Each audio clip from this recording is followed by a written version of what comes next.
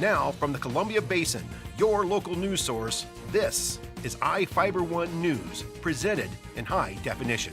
The #1 source for real-time local news, local sports headlines, and our very own Weather Center forecast covering the entire Columbia Basin. With your iFIBER 1 News team, reporting news in real time as it's happening. From the iFIBER Communications HD broadcast studio in Ephrata, Washington, this is iFIBER 1 News, and it starts now.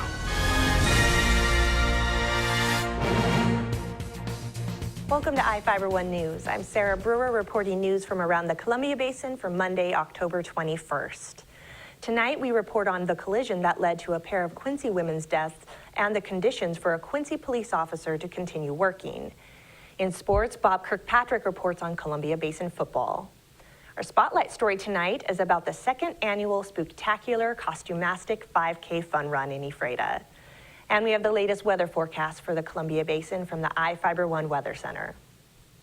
Our top story tonight, Judy Richardson and Anna Hagerman died in a head-on collision Saturday evening on State Route 28, about 3 miles east of Quincy.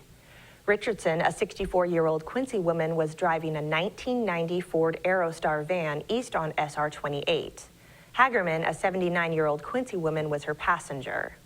A 1998 Dodge Ram pickup heading west on SR 28 was driven by a 17-year-old Ephrata male. The Washington State Patrol reports the teenager allegedly drifted the pickup off the road to the right shoulder, overcorrected back onto the highway, and struck the van head-on.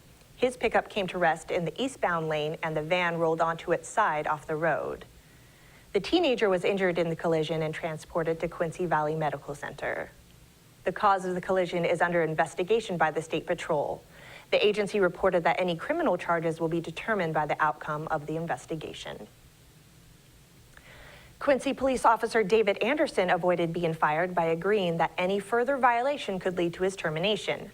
The agreement came after interim police chief Greg Meinzer recommended the officer be terminated from his position. iFIBER 1 News received a copy of the agreement between Quincy and the officer as part of a public records request. Anderson was placed on administrative leave in December following accusations he lied to obtain a search warrant. Despite not being charged, the investigation determined he used false information to obtain a warrant and search a vehicle. Instead of firing Anderson, he was suspended for 80 hours, and for the next 3 years, any violation of the police department's policies, procedures, or directives can lead to his termination without any recourse. The report states, Anderson understands that this is his last chance to keep his job, and this agreement serves as a final warning that Anderson is required, as a condition of his continued employment, to follow the Quincy Police Department's policies, rules, and regulations. If you'd like to learn more about the allegation, you can visit us online at ifiber1.com/news. The Moses Lake Chamber of Commerce is opposing 2 initiatives claiming they would hurt businesses. The chamber recently announced it opposes Initiative 522, which would create a requirement for labels on genetically engineered food, and Initiative 517, which supporters claim protects people gathering signatures for initiative petitions. Initiative 522 would require food companies to place labels on items using genetically engineered ingredients. The chamber states they feel the initiative is loaded with exemptions and imposes bookkeeping requirements on Washington farmers and food producers and would increase grocery prices. The second initiative the chamber is opposing is Initiative 517, which is aimed at protecting people gathering signatures in public areas, extending the amount of time to gather signatures and preventing officials from stopping any initiative which has enough signatures. The chamber argues the 6-month window to gather signatures is outdated, pointing out it needs to be extended to a year. The initiative also adds protections for signature gatherers who claim they face harassment from their opponents. The chamber stated they feel the protections go too far for signature gatherers and would mean store owners wouldn't be able to stop people from harassing customers as they walk in to do business.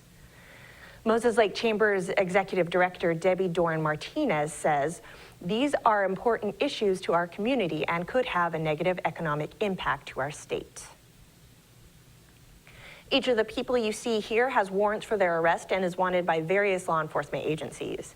If you see any of these people, the DOC asks that you do not attempt to detain or apprehend them, but to call police. You can also call the Department of Corrections at 509-764-6180 during the day or 509-762-1160 after 5 p.m. We'll be back after these messages with the latest from our iFIBER One Weather Center, sports, and more news.